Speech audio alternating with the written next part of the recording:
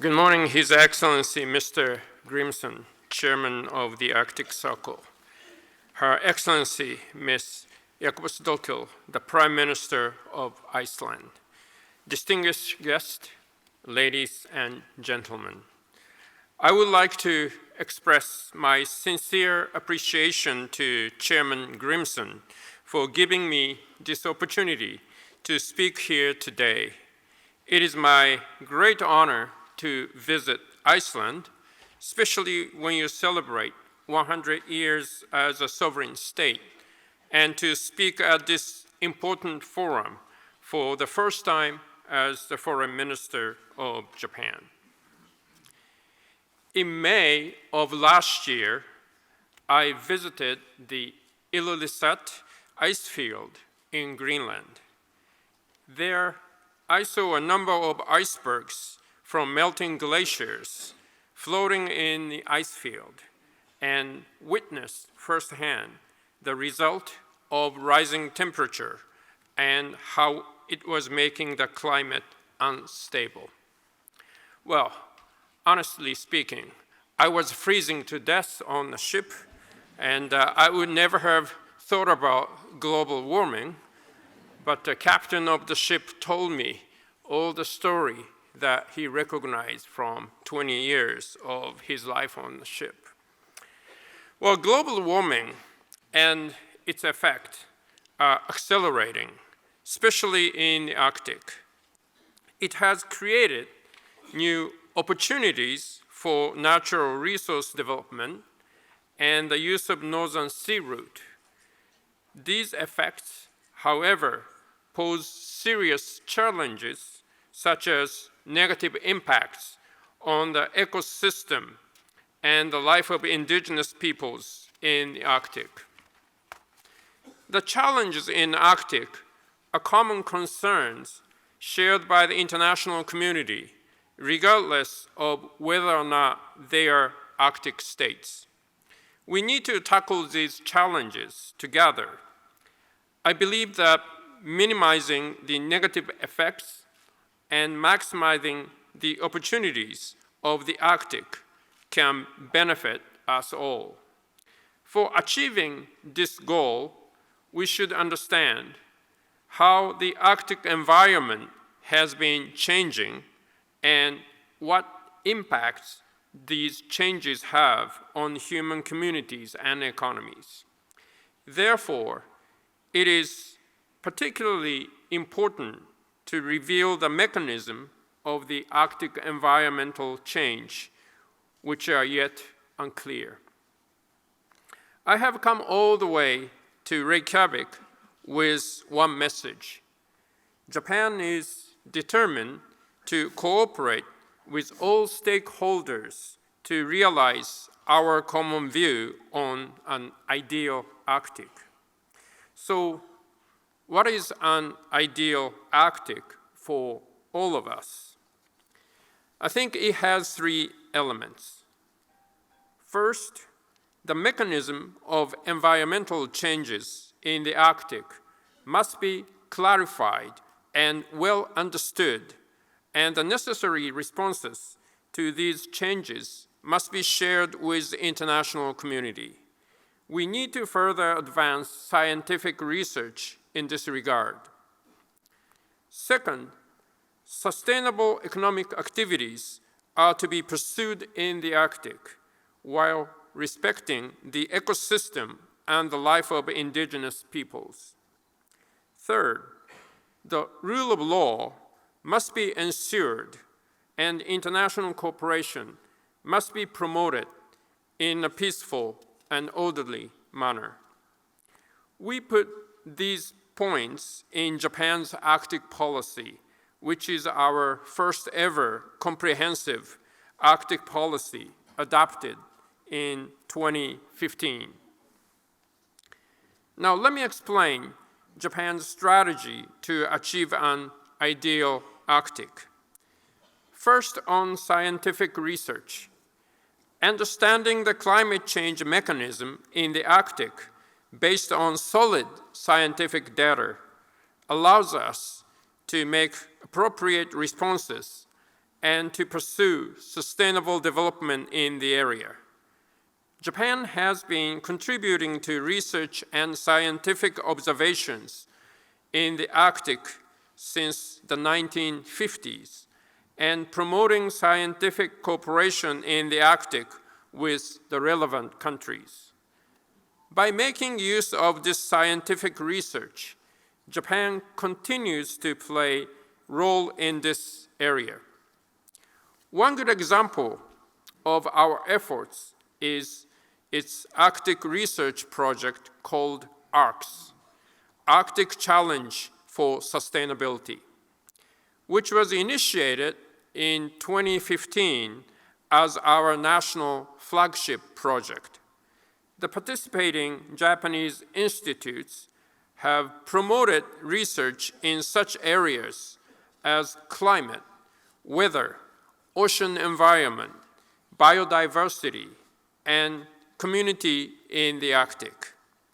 ARCS contributes to clarifying climate changes and environmental effects in the Arctic, and to improve projection, environmental assessment, and the life of a community in the Arctic. Another example is the Arctic Data Archive System, which Japan has been operating since 2012. This system allows all of us to get an access to multiple observational and model simulation dataset, which are collected and analyzed by Japanese scientists. The data is open to all on the website and contributes to enhancing scientific research in the Arctic. We hope that the other countries will also become open for further international cooperation in Arctic scientific research. Collecting maritime data in the Arctic Ocean is essential to understanding the Arctic environmental change mechanism.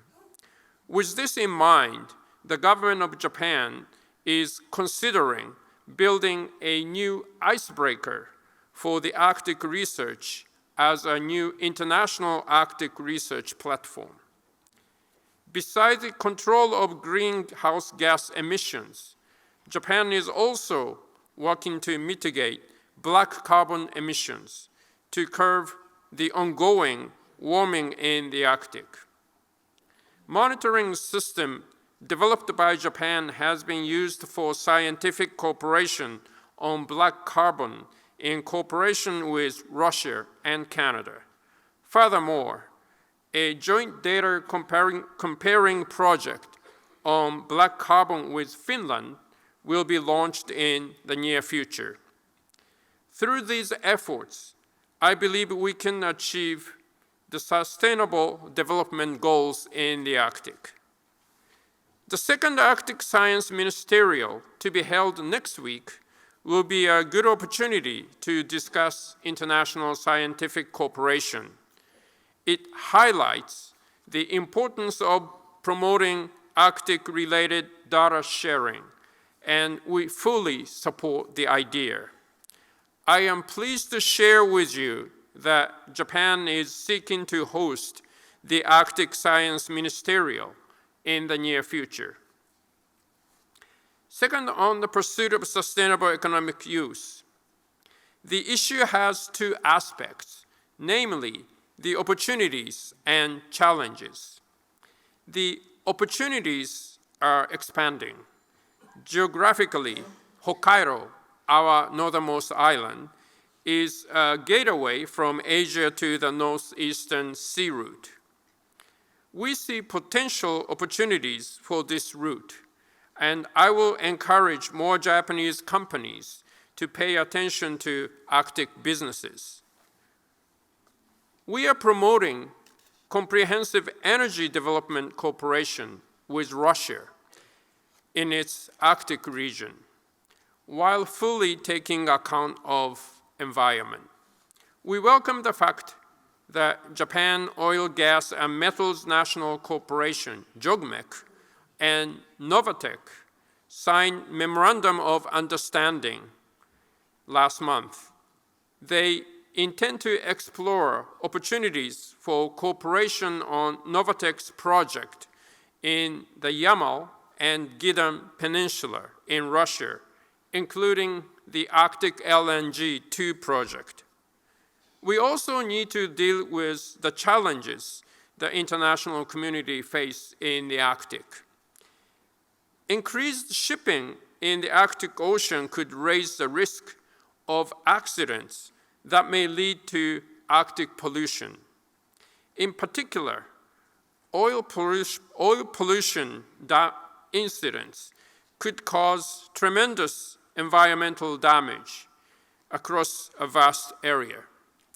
Data on the status of the sea ice is essential for safe and effective navigation in the Arctic. The National Institute of Polar Research of Japan has been developing vessel navigation unit support system, so-called VNURS. The system provides an overview of destination-specific information on sea ice and weather conditions in quasi-real-time manner, covering 1,000 kilometers from any ship that may access to this VNURS system. I hope that VNURS will be put to practical use as soon as possible. Third, on the rule of law in the Arctic. How should we act when we see expanding opportunities in the Arctic, such as the development of natural resources? No one wants the Arctic to be a place where interests collide and conflicts are solved by power. I would like to stress that free and open maritime order based on the rule of law is indispensable. The Arctic Ocean is no exception. The international community needs to respect a rule-based maritime order built on international law in the Arctic as well. The importance of a rule-based maritime order was affirmed by Japan, China, and the Republic of Korea at the second trilateral high-level dialogue on the Arctic in 2017. Japan hopes that all states become party to the United Nations Convention on the Law of the Sea. Japan will actively participate in the formation process of new international rules for the Arctic. For instance, we have discussed with other stakeholders how to effectively address the issue of unregulated high seas fisheries in the Central Arctic Ocean. And as a result of this discussion, a new international legal instrument was created, and we already signed it this month. Cooperation among law enforcement authorities can also play an important role in maintaining rule-based maritime order. We appreciate the cooperation through the Arctic Coast Guard Forum by the Arctic states. Japan will seek to reinforce the cooperation between Japan Coast Guard and its counterpart in the Arctic states. In closing, I truly appreciate the ongoing cooperation among the Arctic states in areas such as maritime search and rescue, maritime oil pollution response, and scientific research, including through the Arctic Council. In order to realize an ideal Arctic, Japan will further promote cooperation with the Arctic states and other stakeholders.